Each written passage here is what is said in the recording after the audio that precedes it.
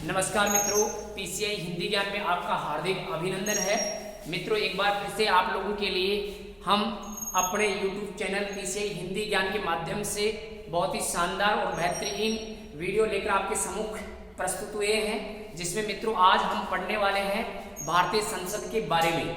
मित्रों, इससे पहले हम पढ़ चुके हैं और आज भी आपको बहुत ही बेहतर चीज़ें मिलने वाली हैं।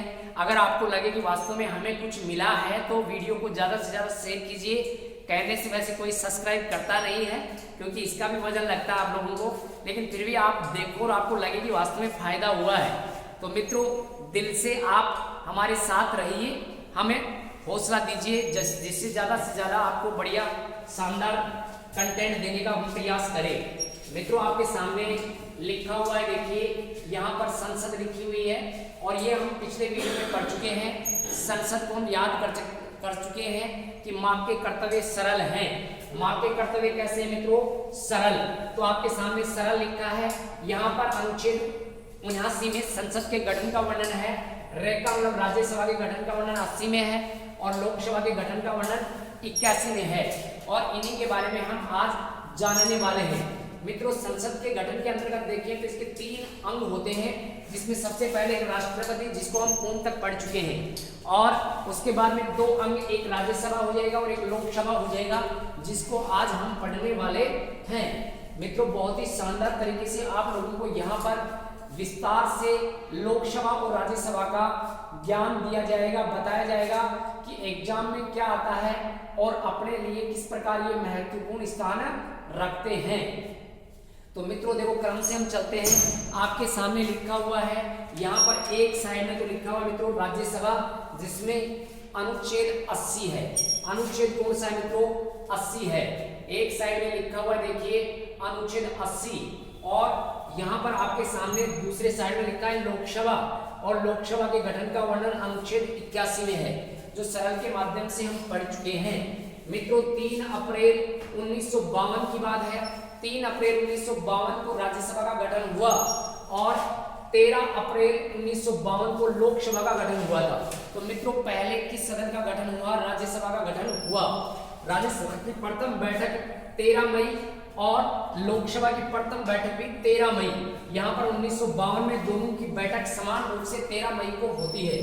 पहले राज्य परिषद के नाम से जाना जाता था राज्यसभा को, लेकिन आगे चलकर इसका नाम 1954 में राज्यसभा पड़ा। मित्रों, 23 अगस्त 1954 में राज्य परिषद के नाम को बदलकर यहाँ पर राज्यसभा किया गया।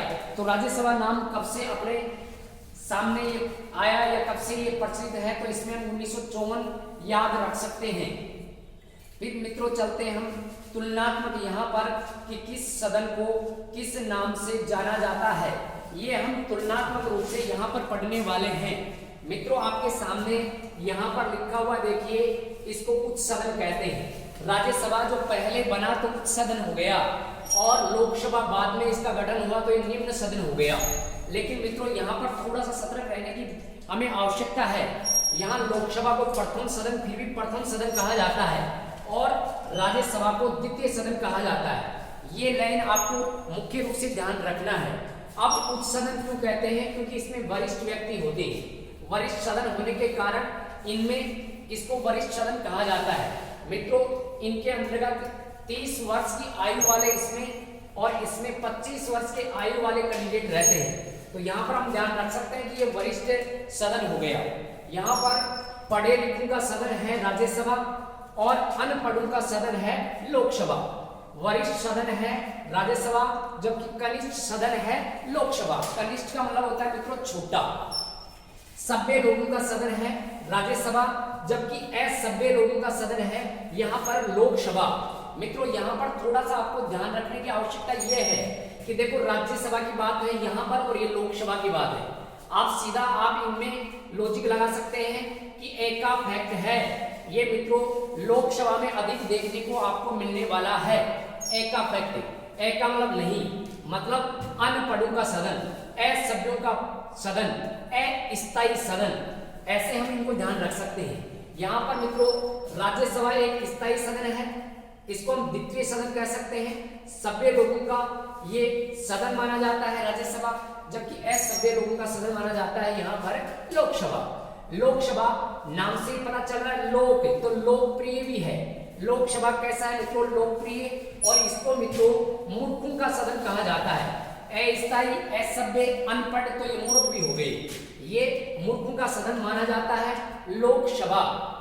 अब मित्रों हम इसी कड़ी में आगे बढ़ते हैं। तो यहाँ पर मित्रों सीटों का आवंटन हमने पढ़ा है, तो सीटों का आवंटन की बात करें, राज्यसभा की सीटों का आवंटन अनुसूची 4 में है, जिसमें जनसंख्या को आधार रखा गया है।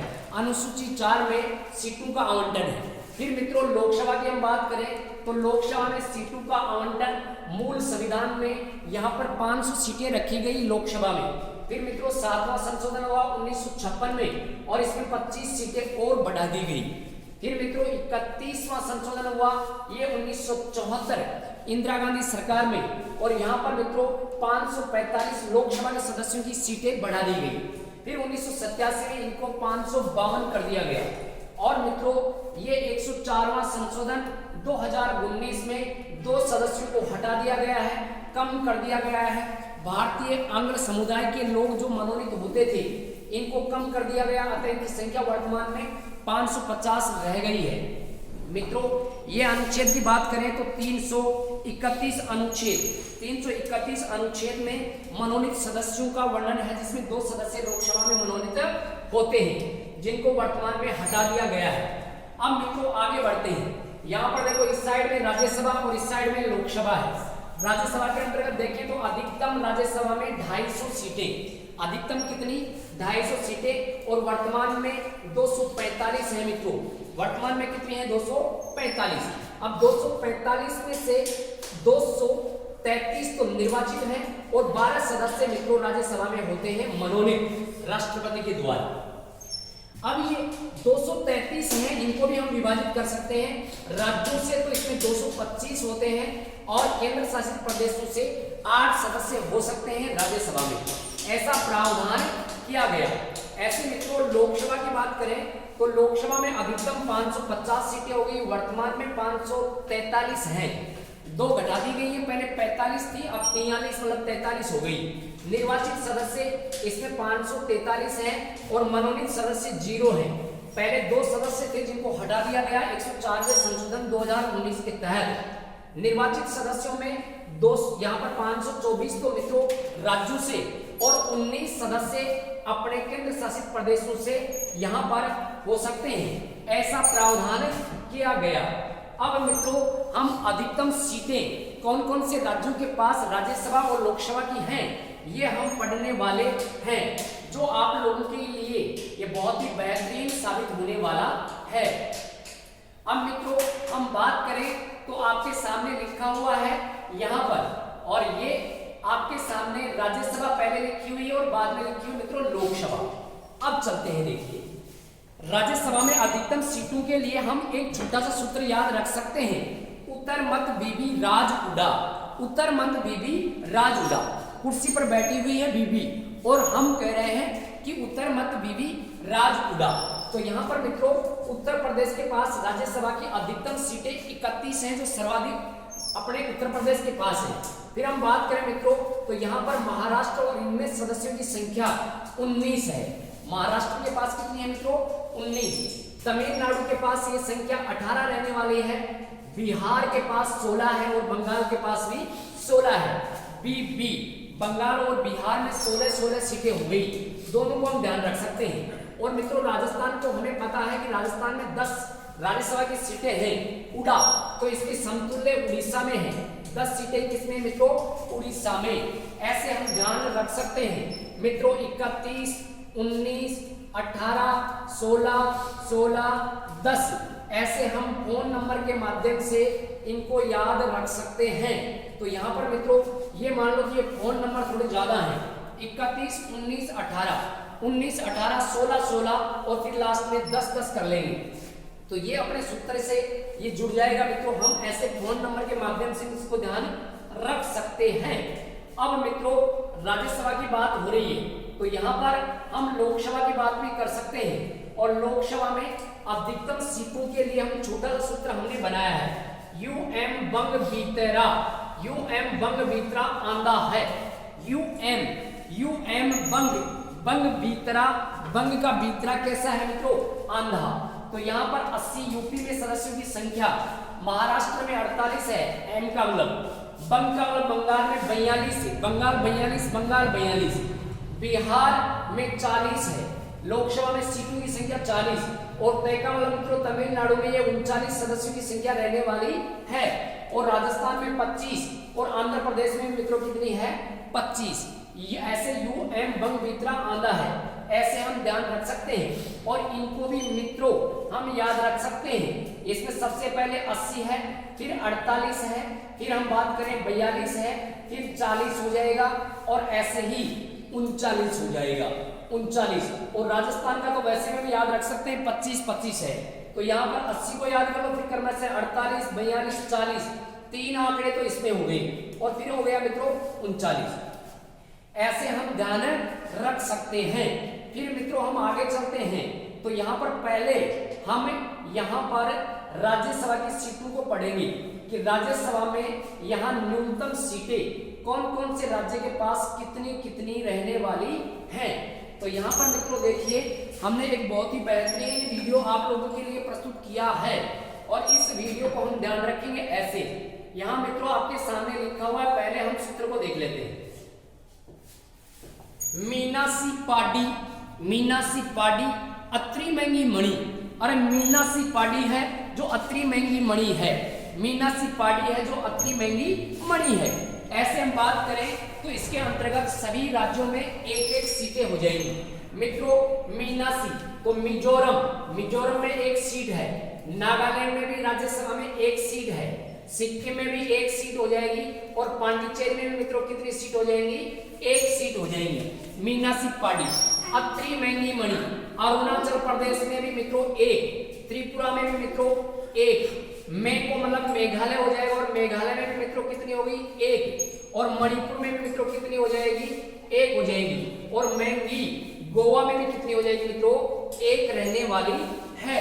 हम बात करें तो राज्यसभा में ये न्यूनतम सीटें, यही सूत्र काम करने वाला है आगे लोकसभा में, तो ये राज्यसभा में ये मित्रों हम ऐसे ध्यान रख सकते हैं। यहाँ पर राज्यसभा की बात करें तो यहाँ पर जम्मू कश्मीर में 4 सीटें, दिल्ली से 3 है, और पांडिचेरी से 1 हो गई, जो हम पीछे पढ़ चुके हैं, मीनासी पाडी 1। अब यहाँ पर देखिए मित्रों, ये आ गई दूसरी बात लोकसभा की, और लोकसभा में हम इसी सूत्र से याद रखने वाले हैं, कुछ मान लो अलग से याद कर सकते हैं। मीनासी पाडी चल, हम कह रहे हैं कि मीनासी पाडी चल, उसको कह रहे हैं कि चल भाई मीनासी पाडी। अत्री महंगी मणि 2 है, अत्री महंगी मणि कितनी है? 2 है। तो मिजोरम में हो जाएगी मित्रों 1 सीट लोकसभा में, नागालैंड में 1 सीट हो जाएगी, सिक्किम में हो जाएगी 1 सीट, पांडिचेरी में मित्रों 1 सीट हो जाएगी। यहाँ चल का मतलब चंडीगढ़ हो जाएगा मित्रों 1 सीट, और ले का मतलब लद्दाख हो जाएगा मित्रों 1 सीट। अब आगे चलते हैं, अरुणाचल प्रदेश में 2 हो जाएगी, त्रिपुरा में मित्रों 2 हो गई है, मेघालय में 2 हो जाएंगी, गोवा में 2 हो जाएंगी, मणिपुर में भी 2 रहने वाली हैं, और 2 दादर नागर हवेली में भी लोकसभा के अंतर्गत 2 सीटें रहने वाली हैं, दिल्ली से 7 और जम्मू कश्मीर से मित्रों 5। ऐसे लोकसभा और राज्यसभा के सीटों का हमने आवंटन किया है, जो हमने बहुत ही बेहतरीन तरीके से आपको ज्यादा से ज्यादा समझदारी के साथ में समझाने की कोशिश की है। मित्रों अगर आपको अच्छा लगे तो आप जरूर इसको बार बार देखें, आपके जीवन में ये कहीं ना कहीं अहम कड़ी रहने वाला है। ये वीडियो है, आप 2-3 बार इसको देख लेंगे तो अधिकतम सीटें और न्यूनतम सीटें आपको चुटकियों में याद रहने वाली है। अत्री महंगी मणि मीनासी पाडी 1, ये लो मीनासी पाडी 1 अत्री महंगी मणि। और इसके अंतर्गत हमने पढ़ा कि उत्तर मत बीबी राज उड़ा यूएम बंग बीतरा आंदा है।